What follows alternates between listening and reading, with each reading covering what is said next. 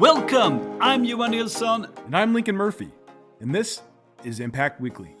We're here to help you make your customers successful. Each week, we answer your most pressing customer success management questions by relying on our years of experience with companies around the world. Let's get this going.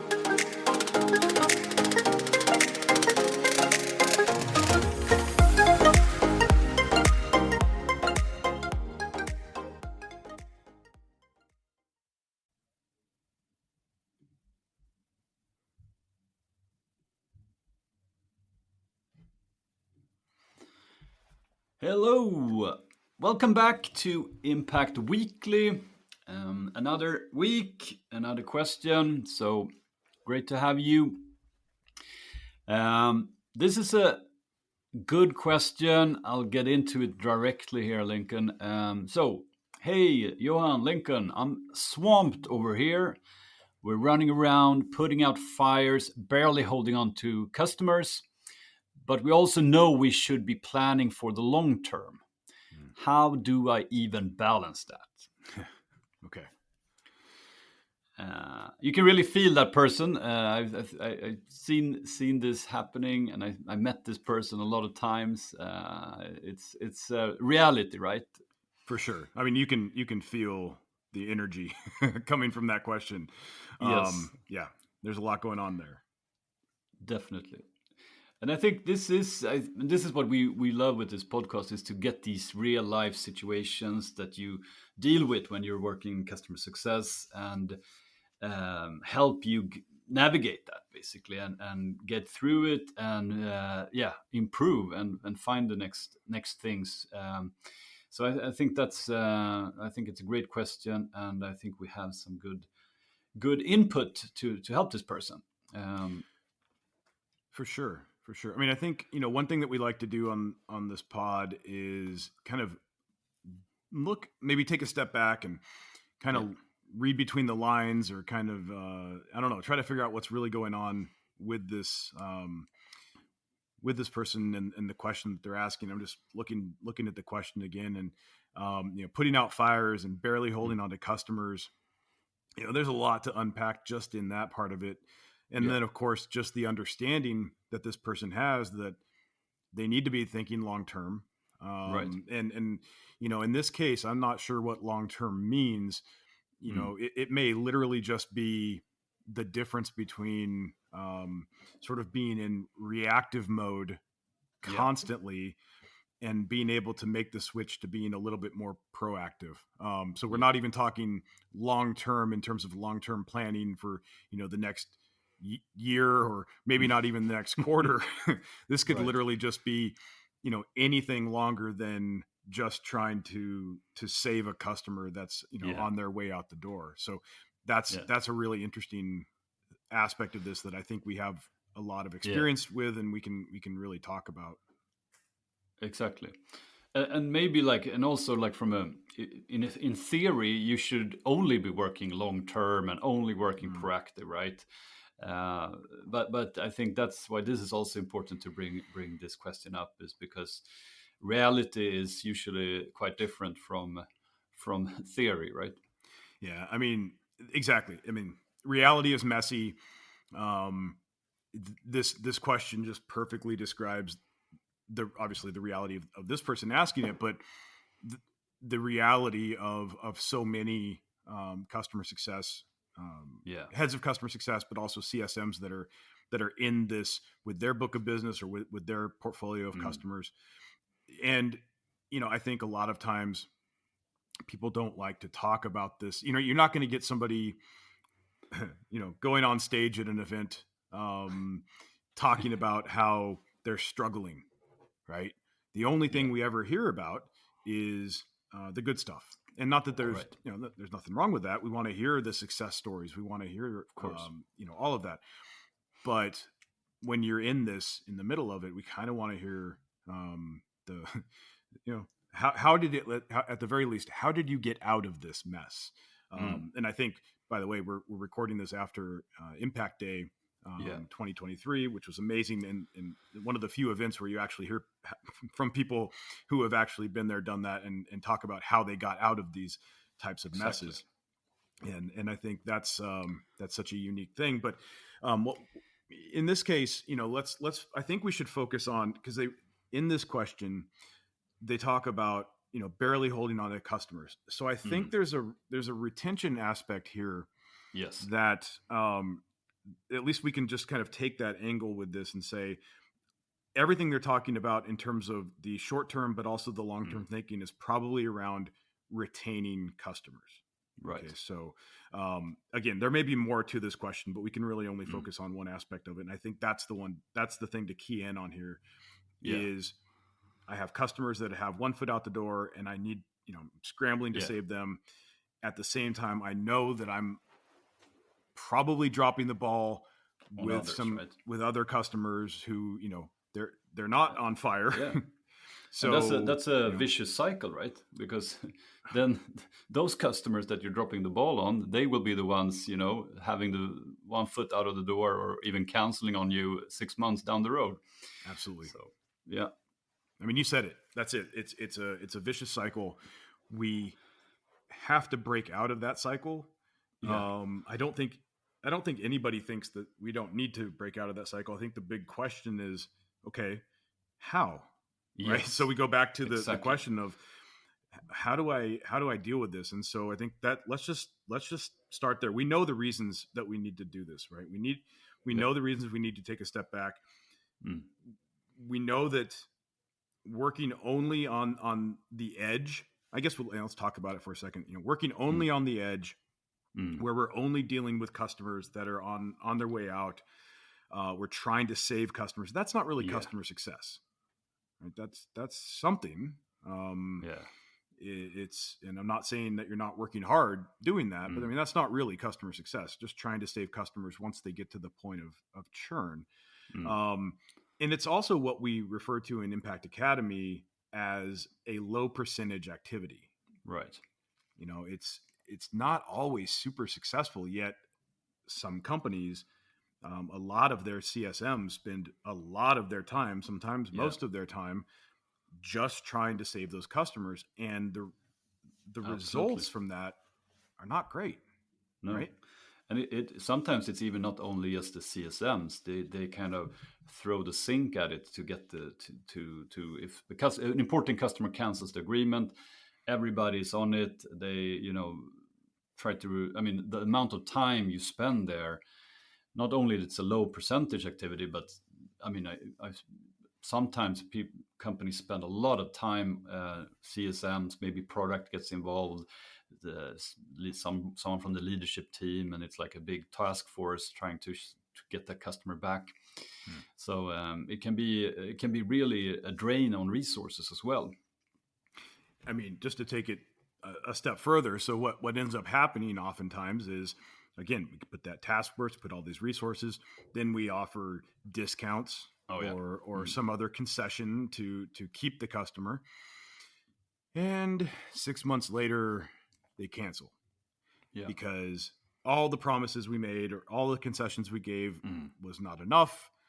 And we kind of just delayed the inevitable, right? Yeah. So it wasn't even like this was super successful. Even if we got the save, it didn't end up, keeping them around. Yeah. Certainly that customer was not somebody that was going to be a reference for us. If they did stay, they weren't going to expand. So, it was really not something that was great, even if we were able to save them. Right. And again, going back to the low percentage activity, when customers get to this point, it's really tough to save them because, well, they got to this point. Right. They've probably found another solution. They're probably gone. And so here we are chasing them instead of putting our resources into other customers. And to your point, this vicious cycle just continues. So, right. Okay. So we know what's going on here. We know that this is a drag on basically all of the metrics that we know are important in customer success, net revenue retention being probably the most important. And so chasing customers and spending all of our resources there, saving just a few saving them with discounts. All of those things work to lower NRR most likely. Right. Exactly. So we know Not to we know mention what we that need to do. you don't spend time working with customers that are already successful and could do more with you, and we could expand with, and so on. So Exactly. we shouldn't get into. We don't need to get into that, but there's even more benefits about being, changing the way you work, basically. Of course. For sure. And I mean, again, all of the things that we know are good about real customer success, to your point, including expansion, right? So the, which really drives NRR growth.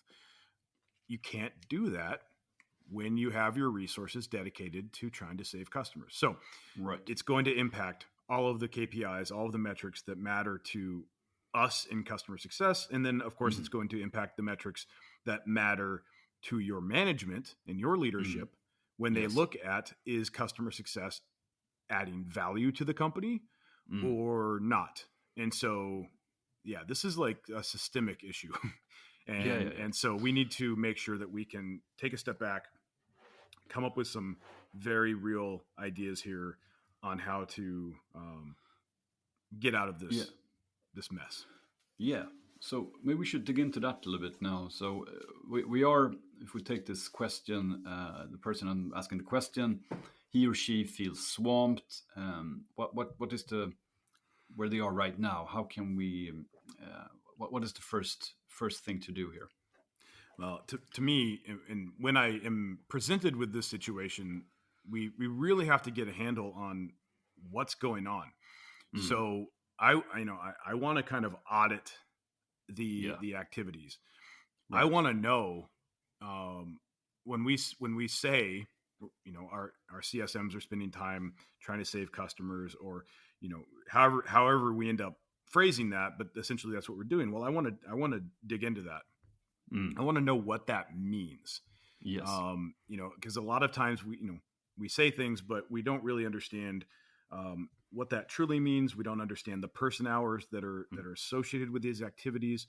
We don't understand the customer characteristics that that we're working with when we're trying to save them. And so I kind of want to just do a sort of an audit of that, so we can get a good idea of what's going on. Which right there, that's going to take some effort. That is, because this doesn't just happen magically. So you have to go into this as the head of customer success. Certainly, as a CSM, you can do some of this on your own, but this is really where a head of customer success has to step in and say, we have to get a handle on this situation. We have to have some tracking. Some of this is just going to be manual, where the CSMs can sort of self-report, like these are the actions I took today. These are the customers that I chased down to try to get them to stay. Yes. Whatever that is, we need to understand what's going on. Like that's step 0. Definitely. And our experience there at the Impact Academy is, when you do that, is that you kind of unveil that customer success also spend time on things that are actually not customer success. They do other things. They have other things on their to-do list. So the only time they have to do customer success, they do these reactive, low percentage activities. So it's also about like making those things visible for everyone. Okay, I spend a lot of time on support. I spend a lot of time doing admin things. I spend a lot of time updating our knowledge base or whatever it is. So that could also be, this is why this exercise is really good as well. Absolutely. I mean, this is where, as a head of customer success, you look at this and you go, you know what? Maybe we need somebody to do enablement, or we need an enablement team. Yes. Or we need to start breaking out, different specialist roles. So this is, I always say, when you go through this type of an audit, don't worry about the results, just get the results. Like, in other words, don't look at the results and feel bad, or feel like you're a failure, or go through this and all of a sudden you see things that you hadn't seen before, like literally gaps start to appear. That's good. This is all Yes. what, we need to bring this stuff to the surface so we can understand what's going on. So you have to go into this in just sort of a fact finding mode, which, by the way, as a head of customer success, you need to sort of convey that message to your team as well. Like, we're going into a no judgment zone, essentially. Yes. Right. I need you to report to me exactly what you're doing. This isn't about micromanagement or anything like that. I need you to be honest. I need you to be transparent, and I'm not gonna. There's no negative ramifications here. We just need to have a better idea of what's going on. Yeah. Now, of course, you need to follow through on that, and if you see people that are kind of doing things that you would want them to do differently in the future, you can address that. Don't punish. Just no. This is a coaching opportunity, or this is putting new things in place from a management standpoint. But you need to stand by that. Like, if people are going to be honest with you, and you say, in order to do that, I'm not going to judge. You need to stand by that. Okay, so that's kind of important. But once we figure out like what's really going on the ground, the true reality, now we can start to figure out how to move forward, and that's where prioritization comes in. Definitely. And I think you mentioned also that data. We need to have transparency and data on how things are as well, so we don't rely on gut feel or anything like that. Because speaking about prioritization, when you have visibility on how are the customers really doing, where do we have the risks, and so on, sense of urgency goes up. The more data we have and the more context we have on the customers, the earlier we'll get the signals when things are not working, and the sense of urgency will go up to act on these measurements, basically.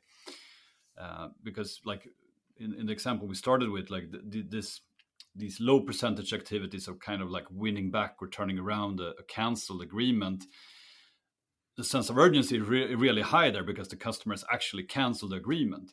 But we should have that sense of urgency earlier, and the way to do that is to have clear visibility on how things actually are. And I think that's usually also missing when you're being very reactive, because then you act through your inbox, or you act on incoming only. Right. You can never really get ahead of anything, which is, by definition, we're just reacting. Yes. And I think one thing and maybe this is just being a bit pedantic, but I always like to point out that a lot of times what we think of as proactive in customer success is really just being reactive, but faster and earlier. So to your point, exactly. Right? I mean, I'm still being reactive to something that I see going on with the customer, to something that they did or didn't do. But I'm doing so earlier in the life cycle, and I'm reacting fast enough that the customer might even think it was proactive. Exactly. So that's right. Don't get hung up on no that. Yeah.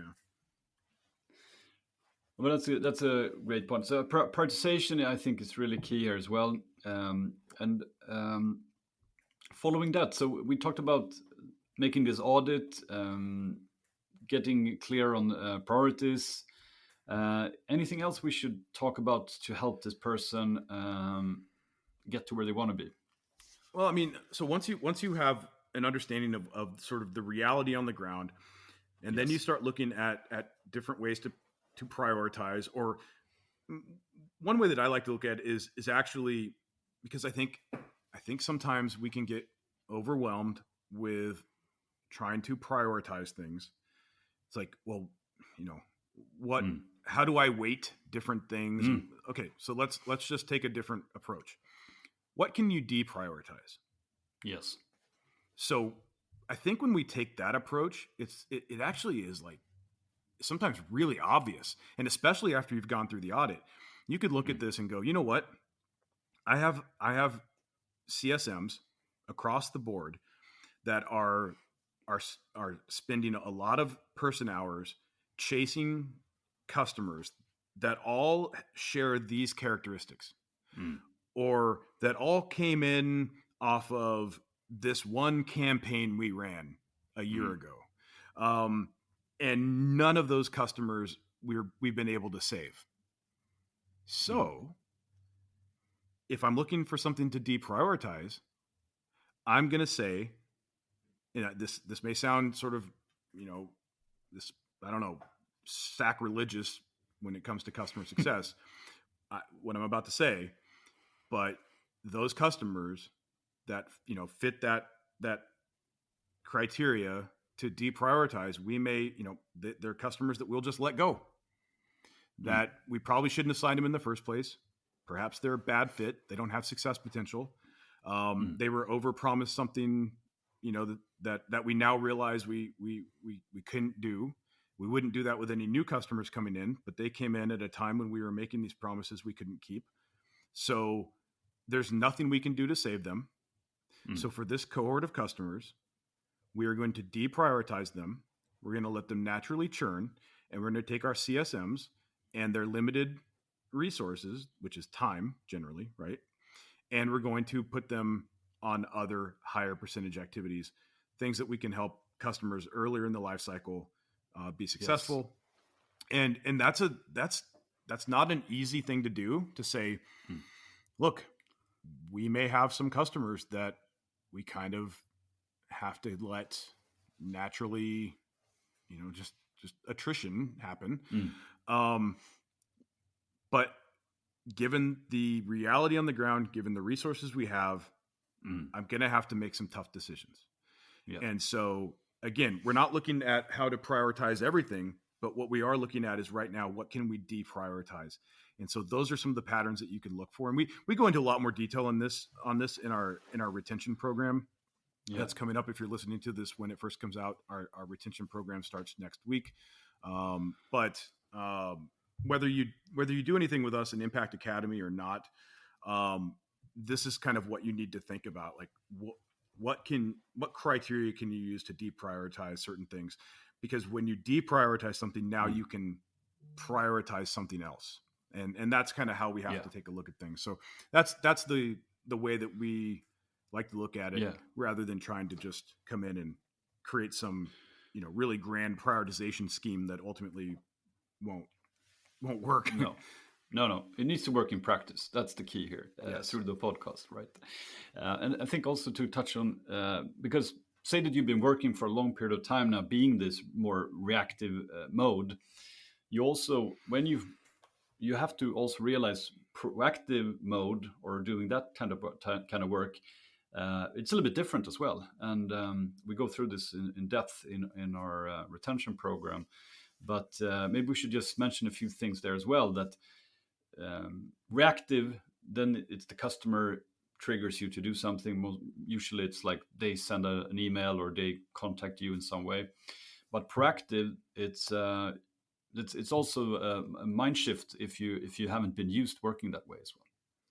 Yeah, and so again, as a head of customer success, if you're trying to make this change from being in purely reactive mode, whether that's whether we're just talking about retention or just all of the other things that we end up being in reactive mode when it comes to customer success, and you're trying to make this switch to being proactive, you're always going to run into things like just resistance to change, even though, and I mean, this is so interesting, but this is, as long as we're working with humans, we're going to run into situations like this, where even though your CSMs would tell you straight up, this is, what I'm doing is not working. It's not efficient.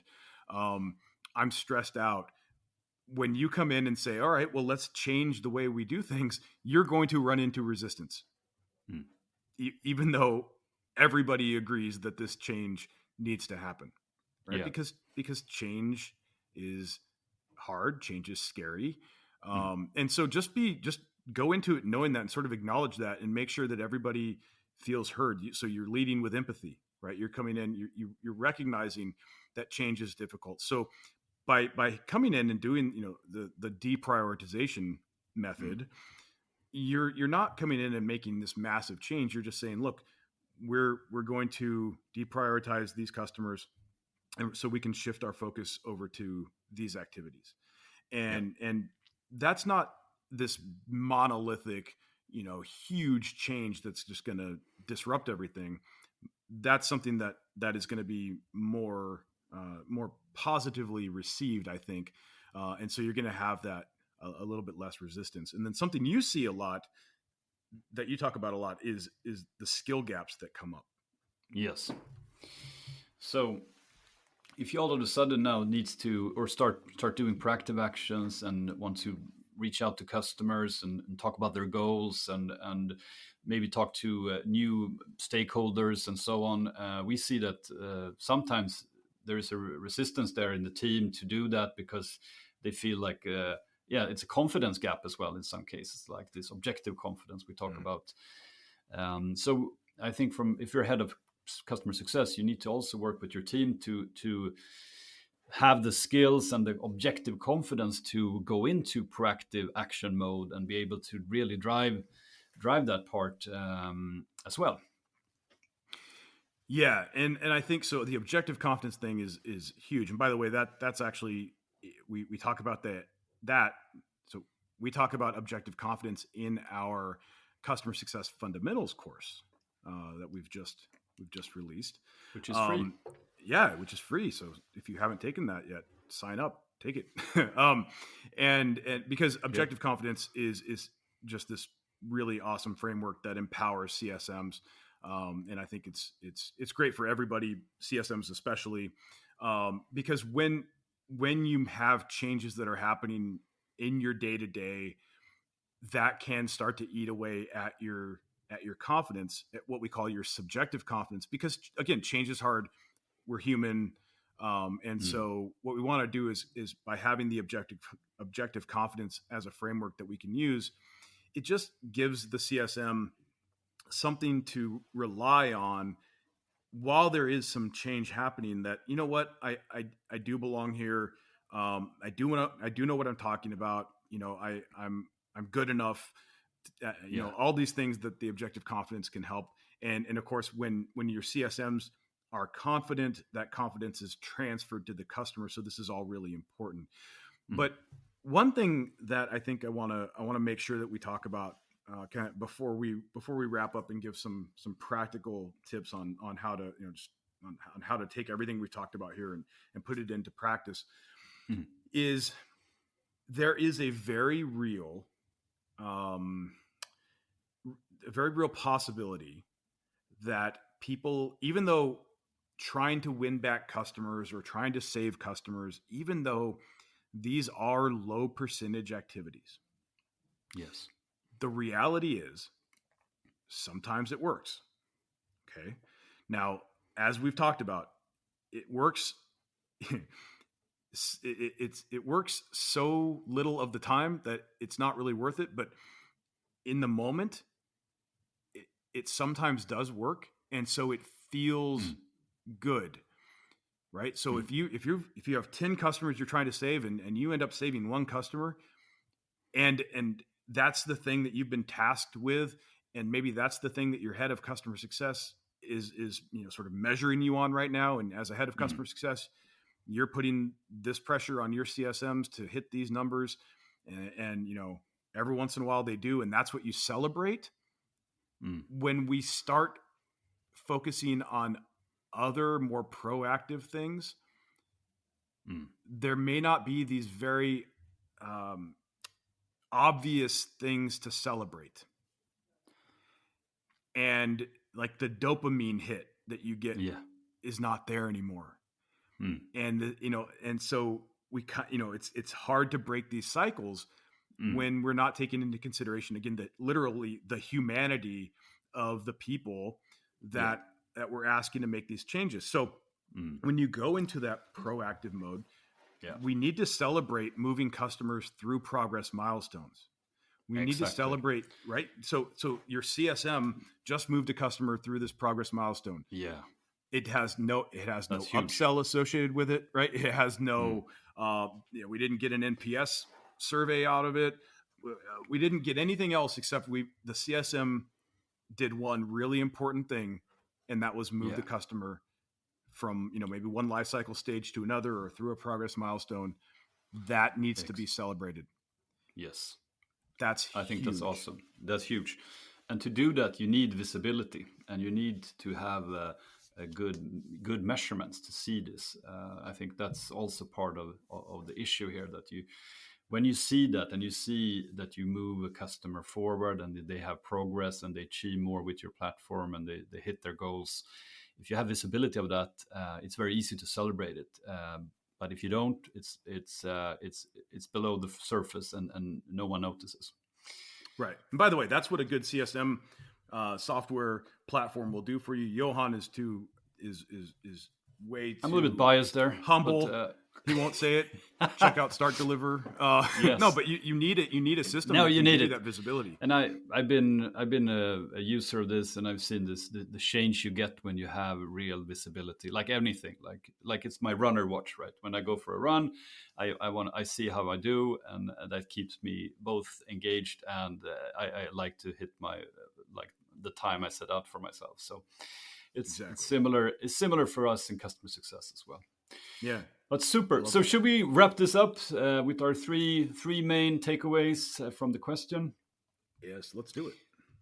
So the question, to repeat it, so I'm swamped, we're running around putting out fires, barely holding on to customers, but we know we should be planning for the long term. How do I balance that? So number one here, I think we talked about it several times, but it's the most important thing I would say to start with. What can you deprioritize? Audit your time spent and deprioritize things. Yes. So I think from there, you have to have something that you can take action against. So you've done the deprioritization, you've done the audit. Now you have to have a goal. What's the objective that you want to reach, and what's the time frame? We want to have X percentage improvement in proactive engagement with our customers by the end of the quarter. Right. So whatever that is, have a specific goal in mind so you can actually reach it.